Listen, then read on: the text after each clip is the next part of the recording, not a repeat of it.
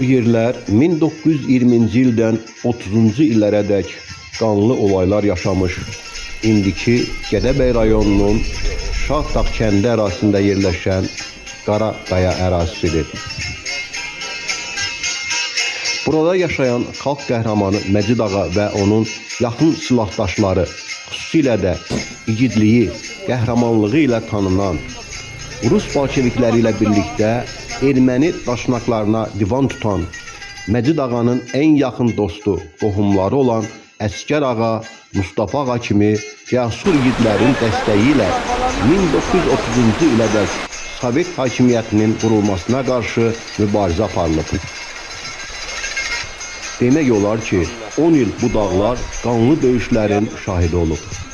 Artıq 15 ildən çoxdur ki, Qaçaq Məcid kimi tanınan Məcid Ağa Şəkibəyovun nəvəsi Eldar Əsgərovun təşkilatçılığı və onun yaxın dostu, Azərbaycanın sevimli ağsaqqalı və ziyalısı Rəşid Mahmudovun dəstəyi ilə Məcid Ağanın nəslindən olan Yaqublar nəsli yurd yerini ziyarət edir. Azərbaycanın müxtəlif bölgələrindən gələn qohumlar bir-biri ilə yaxından tanış olur, babaları olan xalq qəhrəmanı Məcid Ağa haqqında fikirlərini bölüşərək onunla fəxr etdiklərini bildirirlər.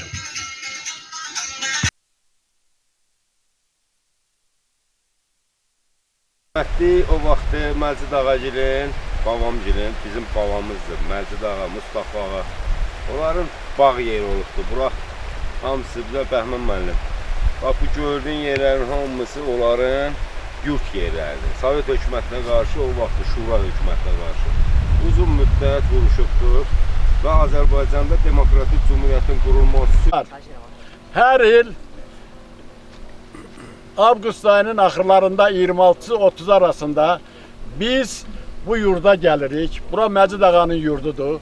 Məcid Ağa haqqında 3 saat yarımlıq 3 seriyadan ibarət bir kino çəkib Kamran, sağ ol. Çox sağ olsun Eldar müəllim. Onun təşkilatçılığı ilə Yağublar nəslini tapmaq, bir-birindən tanış eləmək lazım idi. Çünki Şəkibəyli nəsli elə darmadağın olub ki, o bir yanı Xaçmazdan, bir yanı Siyazəndən, bir yanı hər yerdən bəri dağılıblar, yazıqlar. Ən üzdə olanların hamısını güllələyiblər. 92 yaşlı insana da güllə atarlarmı, ona güllə verərlərmi? Sana neynəcək, hökumət kürsənin başına? Görün nə qədər vicdansız bir dövlətidir. O SSR dövləti dağılmalıydı. Dağıldı da. Əsgərovla Eldar müəllim çox gözəl bir insandır. O bütün Yağublu nəslini axtarıb tapmaq istəyirdi. KGB-nin arxivindən tapıldı, bütün hamısı aydın oldu və gözəl kitab yazıldı. O kitabın yazılandan sonra prezentasiyası bir Bakıda, bir də Gədəbəydə keçirildi. Bəlkə 100-300 nəfər adam vardı orada. Bakıda keçiriləndə 6 deputat gəlmişdi ən azı. Çoxlu insanlar vardı orada. Bilirsiniz, bir var, biz hələlik üzr istəyirəm bu sözümə görə. Bəlkə bunu heç almasın, amma genə də deyəcəm söz. Biz qəbilə sistemindən çıxa bilmirik, qurban olum sənə. Yağublar nəsli oldu, nə oldu? Yağublu nəslini tapdın, sağ ol. Amma bunlar Azərbaycan üçün döyüşüblər, bütün dövlətimiz üçün döyüşüblər. Onlar müstəqillik uğrunda canlarını veriblər. Mən açıq deyirəm, ona 7 kilo qızıl veriblər ki, sən çıx get buradan Türkiyəyə. Sən bizə oradan kömək elə, dövlət səviyyəsində kömək elə. Deyib, yox, mən əqidə uğrunda öləcəyəm. Məcid Ağa deyib ki, mən buradan heç ara gedən deyiləm. Buraya Rusları qoymayacağım. Biz müstəqil dövlətimiz olmalıdır və bu dövləti mən qorumalıyam. Və ona görə də onun adını mən müstəqillik fədailəri, canlarından keçən insanlar olub. Təkcə Məcid Ağa olmayıb. Məcid Ağanın əmsi oğlu Mustafa Ağa olub. Bilirsiniz, o Şəmkinin jandarma yeri olub. Onun haqqında KGB-də gərək gedib araşdırasan. Onun haqqında çox şeylər var, çox gözəl insan olub, çox böyük qabiliyyəti olub, çox savadlı bir adam olub. Savadsız adamı jandarmaya qoyarlarmı? Onun özü də plamyotu olub. O birlərinin beşaçılanı olub. O vaxt Kalaşnikov yox idi heç onların dövründə. Yəni, bunlar doğrudan da öz vətənləri uğrunda, öz torpağı uğrunda, öz istiqlaliyyəti uğrunda, millətin istiqlaliyyəti uğrunda daima mübarizə aparırlar və canlarından keçiblər. Onlar doğrudan da bizim ən böyük qəhrəmanlarımızdır. Mən Yavıqlı'da Sadıqov Şirəli Mansur oğluyam. Bax indi hansı yurtdayıq? Bizim Yavıqlı dərədə onlar yaşayan məskəndəyəm. Yaşayıblar, yaradıblar, yaxşı dolanıblar. Sovet hökumətini Allah dağıtsın. Sovet hökumətə xəbər çatıb, belə bir əczahı var dərədə. Gəlirlər qoşunla bura, qoşunlarını güllə atanda o Allah'ın qarı boranı bunlar aparır. Sonra da bunlar elə bil, bunlar da qovumları da gedir hər tərəfə, gedir vursun əlindən. Bunun nəvələrin nəticələri qalır. O nəvə nəticələr də hamısı böyük uşaqları var. Yetişmiş uşaqları, yurtları, evləri, eşləri var. Bizim növbəti müsahibimiz Məcid ağanın nəvəsidir. Yəni qeyd edək ki, yəni soyadı Əsgərov olmasına baxmayaraq, yəni son dövrlər Şəkibayev familiyasını yenidən özünə bərpa elətdirib. Yəni bu öz elindən, öz kökündən fəxr edən bir gəncdir. Xahiş edirəm özünüzü təqdim edəsiniz və hal-hazırda bax oturduğunuz daş haradır, bax bu məkan haradır. Bununla bağlı məlumat verəsiniz, sonra geniş xahiş. Əvvəla təşəkkürümü bildirirəm. Belə diqqətlə yanaşdığınıza görə. Demək olar ki, hər il bu sizin sayənizdə işıqlandırılır bu məsələ. Mən Şəkibəyev Təhmin Eldaroğlu, Sumqayıt şəhərində doğulmağıma baxmayaraq biz bu ərazilərlə nəfəs aldıq. Qürur yerimizdir, milli kimliyimizdir, milli mənsubiyyətimizdir. Bu ərazilər bizim babaların, Məcid ağanın, Əsgər ağanın, Hüseyn ağanın yurt yeridir. Sovet hökuməti gələnə qədər bu ərazilər o bir nəslə mənsub olub, Yaqubluların mənsub olub. Eyni zamanda bilirsiniz, Höyər dərəsə deyirlər. Bu Yaqubluların, əgər mümkünsə bir qısa məlumat verim, bu Yaqublu Silahlı Dəstəsi bilirsiniz fəaliyyət göstərmişdi. Bu tarixi zərurətdən irəli gəlmişdi. Çünki Çar Rusiyası dağıldıqdan sonra erməni qırğınlarının qarşısını almaq zərurəti yaranırdı. Həmən dövrdə Yaqublulardan ibarət olan bir dəstə idi, fəaliyyət göstərirdi. Dəfələrlə ermənilərin Xınnada, digər ərazilərdə qırğınlarının qarşısını almışlar, əhalinin qırğınlarının qarşısını alırlar. Daha sonra milli hökumət yarandıqdan sonra milli hökumət dəstəkləyiblər və milli hökumət süquta uğradıqdan sonra 20-ci ildən 30-cu ilə qədər Sovet hökumətinə qarşı silahlı müqavimət göstəriblər. Ancaq Sovet dövründə o əslində mən sizə deyim, o Sovet dövrü, o Sovet Sosialist Respublikaları deməklə deyil o. O dövlət yıxılmalıydı. Mən bunu 80-ci ildən hiss edirdim ki, bu yıxılacaq. Nə üçün? Onların ideologiyası düzdüydü. Bax, ideologiya nədir? Onlar fəhlə kəndçi dövləti. Fəhlə və bir də kəndçi. Yəni çəkic və oraq, ziyalısı yoxdur. Bu milləti qabağa aparan ziyalısı olmalıdır. O mütləq məhv olmalıydı o dövlət. Çünki ziyalısının qədrini bilməyən sağınçı gedib bizim milləti Moskvada təmsil edə bilərdimi? Və çoban gedib edə bilər və bizim çobanlarımız hamısı orada sağınçılarımız SSR Ali Sovetinin deputatı idi. Nə deputatı? Nə bilirdi? Nə Rusca bilirdi? Nə heç nə dili bilmirdi? Bu ayıbdır. Prosto elə bir dövlət olmaz. Saxta bir dövlət idi o. Həqiqəti deyirəm. Amma görün, Məcid ağanın uzaq görənliyinə baxın. O adam bunu hiss edirdi ki, bu dövlət haçansa dağılacaq. Biz müstəqilliyimizə qoşulmalıyıq. Biz ayrıca bir dövlət olmalıyıq. Sadıqov Elxan Şirəloğlu, Yaqublu nəslinin nümayəndəsi. Bu indiki hal-hazırda durduğumuz yurt, bu gözəl təbiət qoyunu bizim ulu babalarımız Yaqublular nəslinin yurdudur. Bunlar Azərbaycana müstəqillik üçün vuruşublar və ona da qadir olublar. Yəni öz canlarını, sağlamlıqlarını itiriblər. Bu üçün də bu toplantını yaratmaqda məqsədimiz odur ki, gələcək nəsillərə örnək olsun. Biz hər il bu təntənəni ənənə şəklində keçirək və hər bir Yaqublu nəsli, hər yerdə bizim nəslimiz var, bir-birini tanısınlar. Etibar Adiloğlu Musayev. Demək ki, mən Yaqublu nəslinin kiçik nümayəndələrindənəm. Yaqublu nəsli tarixdə Bayandurlu nəslindən gələn Yaqub bəyin nəslindəndir. O nəslin adı da eləməz Yaqub bəyin adı ilə bağlıdır. Böyük bir nəsildir, Ağqoyunlu dövləti kimi tarixə daxil olan böyük bir dövlət qurulmuş Azərbaycanda 15-ci əsrdə və Azərbaycan dövlətçilik ənənələri formalaşıb, sonra demək olar ki, Çar Rusiyası tərəfindən artıq 19-cu əsrin əvvəllərindən işğal olunmağa başlayan Azərbaycan ərazilərində bu böyük nəsillərin nümayəndələrinə qarşı təqiblər olmuşdu. Və bizim nəslin də, Yaqublu nəslində böyük bir hissəsi durduğumuz bu ərazidə zamanında məskunlaşıb və eyni zamanda bu Gədəbəy bölgəsini, Göyçə mahalının, eyni zamanda Azərbaycanın digər bölgələrinə tədricən köç etmişlər təzyiqlər səbəbindən.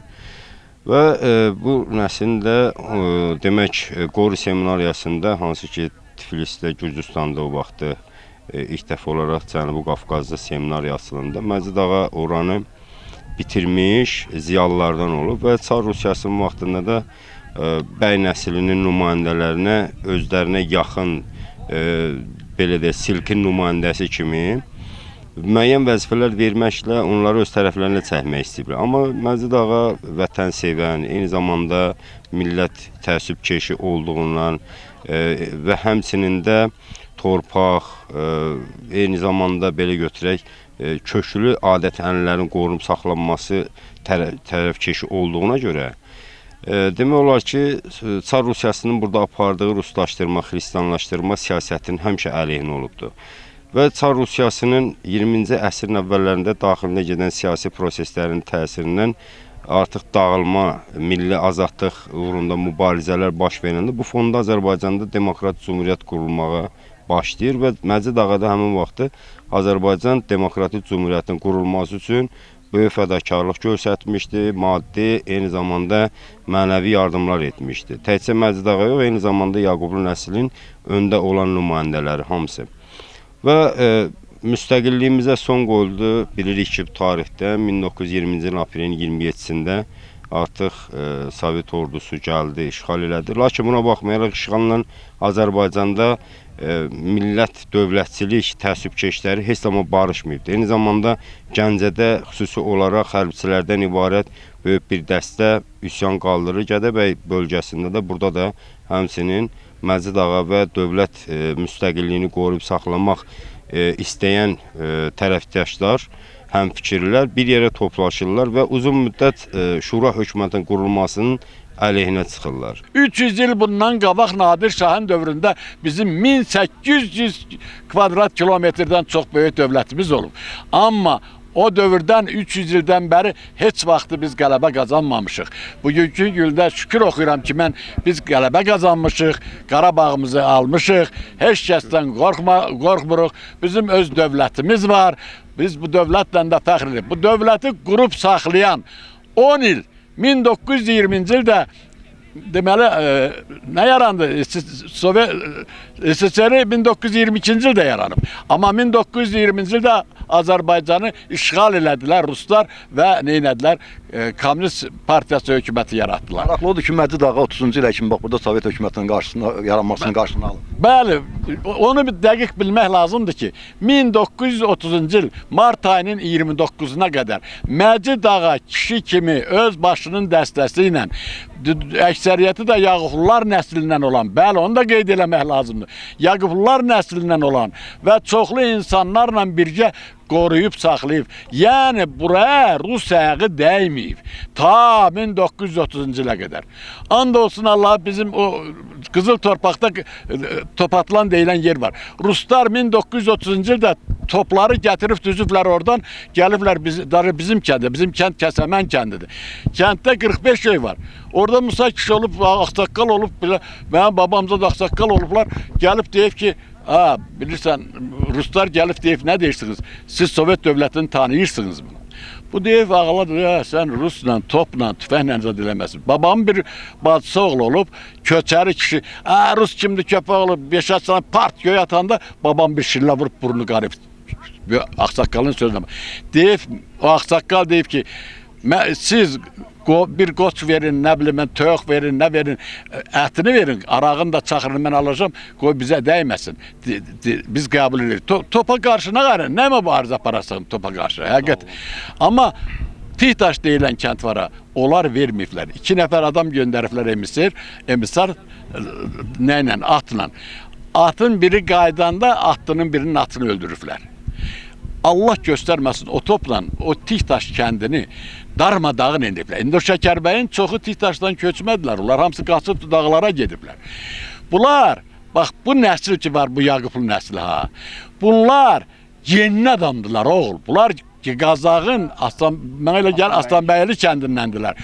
Bunlar həqiqi əsl dövlətini sevən, millətini sevən, xalqını sevən bir insan olublar. Hərəsi bir kəndə. Bunlar familiyası Şəkibəyovlar olublar. Bunlar familiyasını dəyişiblər, yazıqlar. İnanırsınız, o nəsildən olanın olmağından qorxurdular. Yadına gəlirsə, biz o kinonu çəkəndə bir yaşlı qadın var idi. Birbaşa bacısıdır, nə də onun çox gözəl bir qadın idi. Nə qədər elədiksə biz o Sovet dövlətinin əleyhinə bir kəlmə söz demək. Demək ki, Sovet dövləti çoxdan yıxılıb. Ay xanım, siz bilməlisiniz ki, çoxdan yıxılıb vallahi. Qorxmayın, düzünü deyin. Hələ də qorxurdu o qadın.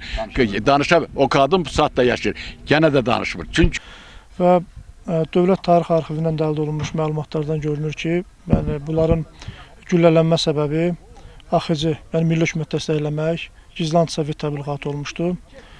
Ona görə də biz yenə deyirəm, hər il gəlirik, ruhlarını yad edirik. Allah hər birinə rəhmət eləsin. Və tarixdən də məlum olan kimi bizim hamımız yaxşı bilirik ki, sapı özümüzdən olan bəzi hansı ki millətin əleyhinə çıxan, müstəqilliyimizin əleyhinə çıxan müəyyən adamlar vardı. Əli Heydər Qarayevlər kimiləri var idi ki, onlar Sovet hökumətinin qurulmasının tərəfdarı idi və mübarizəni davam etdirdilər. Əlbəttə hökumətin, böyük şura hökumətinin, Sovet hökumətinin böyük silah sursatı, ordusu var idi. Məcid ağa və onun tərəfdaşları isə az bir qismdə demək olar ki, mübarizəni apara bilmirlər. 29-cu ilə qədər buralarda bu hansı ki bu yurt yerində qalıblar, vuruşublar, müstəqilliyimiz uğrunda mübarizəni davam etdiriblər. Lakin sonda artıq vətən uğrunda canından keçibdir və bunun yurt yerində Sovet hökumətinin o vaxt ki təsir etmə mexanizmlərindən biri də oydu ki, bu nəslin nümayəndələrinə qarşı repressiyalar aparmış. Hətta o qədər belə amansızcasına rəftar etmişlər ki, bu yurt yerini talamışlar, dağıtmışlar. Daşın üstünə daş qoymayıblar. Yazıqların başına nə oyunlar açıblar. Allah qorusun millətimizi. Allah bu nəsli qorusun. Bu Yağublular nəsli. Bunun adı, qardaş, təhcə sizin nəsillə deyil. Bu bütün Azərbaycan, bax bugünkü günü bütün Azərbaycan xalq eləməlidir. Bugünkü günü bütün Gədəbəylilər eləməlidir. Mən fəxr edirəm ki, biz Gədəbəydənik və dağıdıblar. Bu gördüyünüz balıq kimi yerdə vaxtilə böyük binaları olubdu. Demək olar ki, bəli, bağları olubdu. Bu gördüyünüz bu böyük ərazi Şah Talası adlanır və burada olubdu. Sovet hökuməti qurulduqdan sonra da buranı tamamilə dağıdıblar ki, izi tozu qalmasın və hətta belə deyək ki, nəslin ən yaşlı nümayəndəsinə qarşı belə həbs və eyni zamanda o vaxtda Sovet hökumətinin vaxtında güllələnmə var idi. Onu tətbiq ediblər. Ən çoxu da arxiv materiallarından da görsənir ki, bu prosesi həyata keçirənlər erməni hay nümayəndələrinin Sovet hökuməti vaxtı Azərbaycanda prokurorluq, məhkəmə, polis sistemlərində mühüm vəzifələr tutan şəxsləri həyata keçiribdir.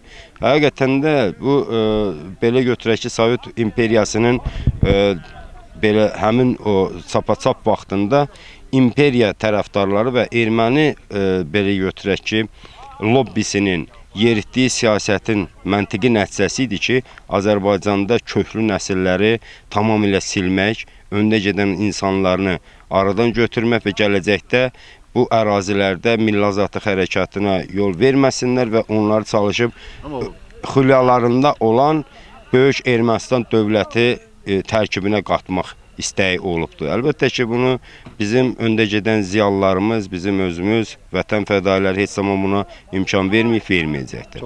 Nəticələr ilkin olaraq bəlli oldu ki, bunlar 1600-cü illərdə, 17-ci əsrin əvvəllərində gəliblər Gəncəbasar ərazisinə. Yəni, bu nəsil əslən yayılıb Gədəbəydə, Göyçədə, Toz, Qazax, Gürcüstan.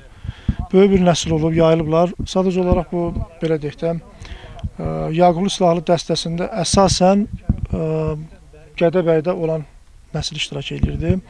Burada eyni zamanda Miskinlidə də bir qolumuz olub, Şabanovlar. Oradan da olub bu dəstənin içində. Məcid ağanın əmi uşaqları, özü, oğlu, əmisi, 90 yaşlı əmisi, bunlar da iştirak ediblər və nəsil, Yaqublu nəsli gedir çıxır bizim araşdırmaya görə Yaqub bəy Bayandurluya. Uzun Həsənin Ağqoyunlu hökmdarı, Uzun Həsənin nəvəsi, sonuncu Ağqoyunlu hökmdarı Sultan Muradın 2 oğlundan biri olan Yaqub bəy Bayandurluya. Sadəcə 1600-cü illərdə gəliblər, yerləşiblər burada və Yaqublu nəsli kimi tanınmağa başlayıblar. Məcid ağanın orada tək qalmasının səbəbi Məcid ağanın özünün seçimi idi. Allah ona yenə deyirəm, rəhmət eləsin. Çünki o döyüşlərdən bir neçə müddət əvvəl bütün dəstəni demək olar ki, dağıdır. Çünki artıq hamının tələf olması istəmir. Yəni özünü qurban verir hər kəsə. Orada tək qalır və son silahın gülləsinə qədər döyüşür.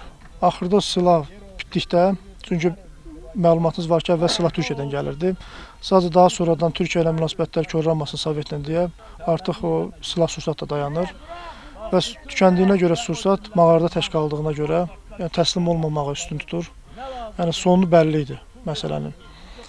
O bəlkə də düşünüb ki, xalqın özünə inamı qırılmasın, xalqın əqidəsi, qüruru qırılmasın, yəni bu yolu seçib, özünün canına qıyıb.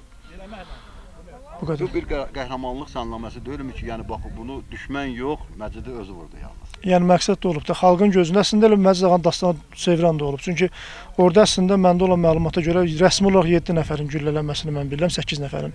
Çünki orada Əskər ağa Şəkibəyov, Mustafa ağa Şəkibəyov, Əskər ağanın 2 oğlu Cəbrayıl, Niftalı, Məcid ağanın oğlu Cümşüd ağa, daha sonra Mehdi Şəkibəyov, Məcid ağanın əmisi oğlu idi. Musa Vəliyev, Qara Musa da deyirdilər və bir də Mustafa ağa Şəkibəyovun qardaşı Qəşəm ağa Şəkibəyov. Bu 8 nəfərin güllələməsinə bağlı rəsmi məlumatım var, amma ümumi 20-30 nəfər olub. Amma bu qədər adam güllələməsinə baxmayaraq dastana dönən Məcid ağadır. Yəni məqsəd də olub, xalqın inamını yaşatmaq. Təşəkkür ederim.